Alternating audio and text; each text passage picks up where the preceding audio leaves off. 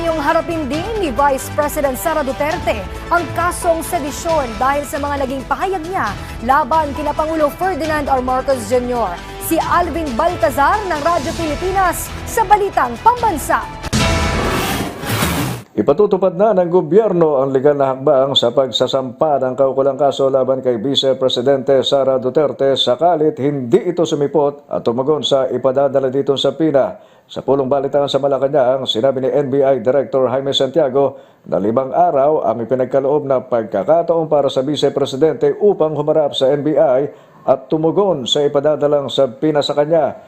Kung mabibigong humarap sa NBI ang Vice Presidente, sinabi ni Santiago na kung ano ang hawak nilang ebidensya ay yun na ang gagamitin dokumento sa paghahain ng kaso partikular sa Prosecution Office. Nasa DOJ na anya ang pagpapasya kung may probable cause para sa mga ihahaing asunto sa ikalawang Pangulo at mula doon ay matiyak ang tinatawag na certainty of conviction. Kung ano yung ebidensya na nandun sa kamay namin, ay we will proceed with it.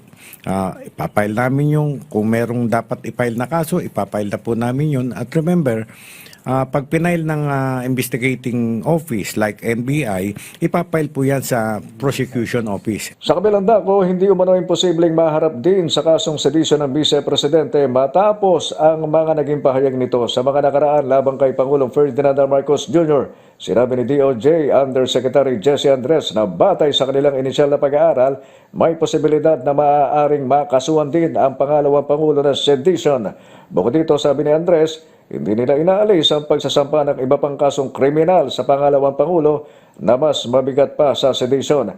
Sa ngayon, ayon sa DOJ official, ay mga kasong sedition at grave threat ang mga ikinokonsiderang charges sa Vice Presidente, subalit wala pang determinasyon ukol dito. Sa kabilang banda, ayon naman kay Prosecutor General Richard Fadulion ay maaaring masampahan ng reklamo ang Vice sa paglabag sa certifications perjury and related acts, ganun din ng disbarment case.